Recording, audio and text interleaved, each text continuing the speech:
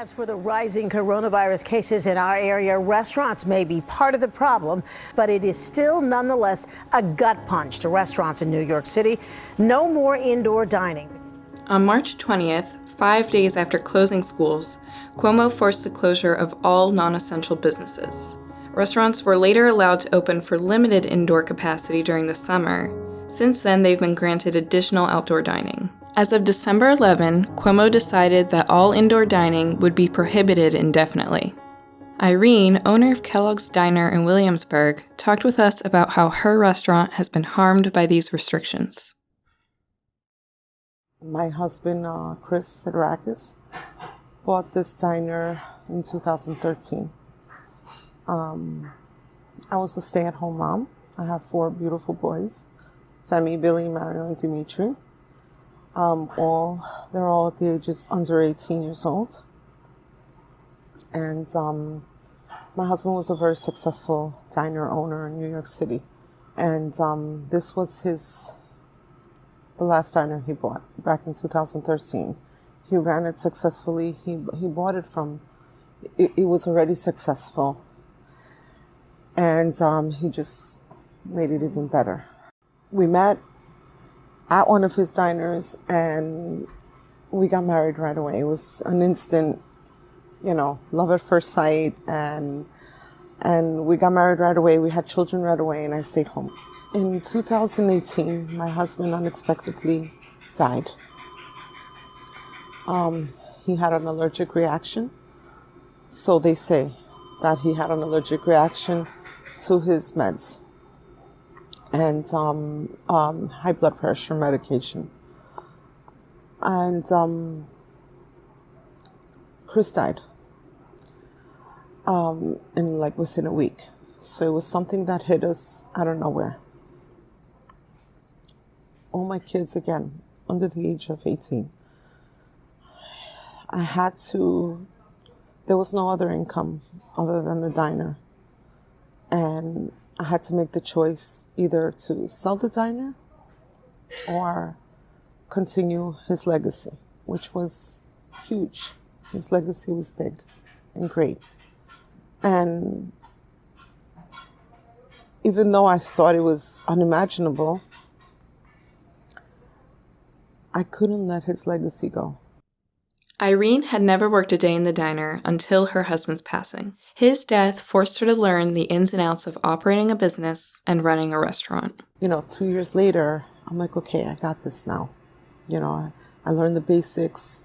I'm ready to go on to learn other things. COVID hits us. And it's something that nobody can help me. Nobody can tell me how to deal with it. No other diner owner or friend of mine can tell me what to do or give me advice because they're going through it for the first time as well. And at first, I didn't want to believe that it was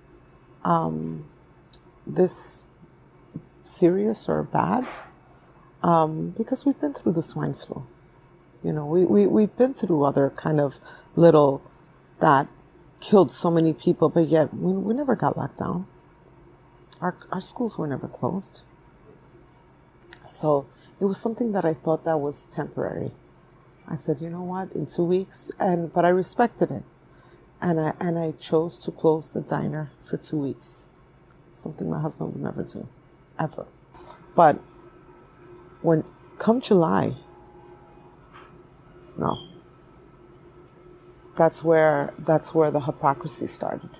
That's where, okay, all right, we did it. We did our part. Okay, it was March, it was April, it was May, it was June. 4 months. 4 months. We did it nonstop. We did what they told us to do. We did everything they told us to do. Everybody was being careful. Everybody. My customers, my employees, us outside, in supermarkets, everywhere. Everywhere where I went, people were doing what they had to do. And if they didn't have to be outside, they weren't outside. We were really locked in back then. Not because they told us to be locked in. We wanted to be locked in. We did it because that was the right thing to do. July, though, it was It was different. It was, you're not opening us up for what reason? Although COVID-19 restrictions were made to protect the people of New York City, Irene sees firsthand how her employees struggle to maintain their lives as normal. He has no right to take away from me or anybody whatever I worked for and sacrificed all my life. This is mine. He cannot steal it from me. He's stealing it from me and my children. He can't be doing this. He can't do this. We cannot allow him to do this. He doesn't care. He doesn't care. He wants us to fail. They want to come and take it and buy it for nothing. They want it. They want to own our properties. They want to own everything. New York is going to become like back in the 70s. That's what they want. They want us to be governed. They want everybody to be under government. This is what we're seeing right now. This is what I mean. July, the hypocrisy started, and now they've gone too far. Even though these tyrants have taken away are trying to take away our hope and our faith, everything. They're trying to erase everything. Everything. They want to erase diversity. You know, food is the most diverse element. Okay? And that's what our state is about. Our restaurants, our diverse restaurants, which bring culture, which make our communities grow. We employ people. We don't kill people. We're employing people. We're helping our communities grow. People need to stand up. We need to fight. This is not, we can't allow this anymore. And this lockdown right now, the second one, he better change his mind fast, because we are at the verge of, we're going to get up and we're going to get out, and we're not going to stop. Kellogg's Diner remains open today, but if these restrictions continue, Irene fears what the future holds for her and her staff, their families, and the legacy of her beloved husband, Chris. We're a 24-hour diner. You know, on a Sunday morning over here, there's 5 waiters on the floor. There's 4 cooks on the line. There's 1 cook in there right now. There's only, as you can see, there's only 1 waiter in here. And even with the 25% capacity, there's only 2 waiters on the floor. And maybe on a Friday and a Saturday, I may have 2 cooks in there. But other than that, there's 1 dishwasher where I used to have 4 dishwashers. You know, my delivery guys, like Sundays were 2 nonstop. Now there's 1. So their hours were affected. They made minimal amount of money just to put food on their table. And at the time, food on their table was the most important thing. But, you know, bills started coming, and they started stressing, and that stress came to me. So who are they going to talk to? You know, you think you could give me more hours. I have to pay my rent. I have to do this. I have to pay my rent too. Ask me if I paid my rent. I haven't paid my rent since June. I haven't paid the rent or the note since June. I haven't paid my rent at home. I'm 2 months behind on my rent at home. I'm 3 months behind my cable at home. I lost my car. I have no health insurance. I can't afford health insurance.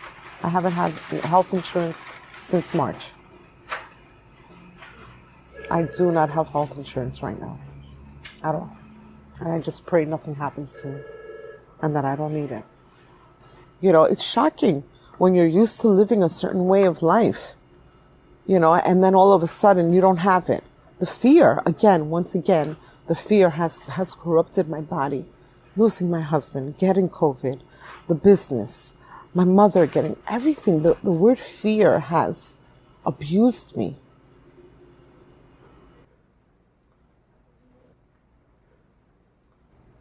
Chris lives on through this place for me and for my children. Through this place, I'm going to provide a future for them. I'm going to be able to afford to pay college for 4 children. It's not easy to raise 4 children in today's world. It's very pricey. this establishment will give me the opportunity to make my children grow. And he's sitting here with me. This is, even though everything is so much on me, I come here and I know he's here with me. His soul is in here. His spirit is in here. I know I'm not alone. They can't take that away from me. I worked too hard for this. I don't deserve it. And I'm not asking for a handout. I'm asking to get my right back to earn a living. I want my freedom back. That's what I want. That's what everybody wants. We live in the United States of America where people are free to work hard and do good for themselves and for their families. And that's what we teach our children. That is the message that we need to every day teach our kids.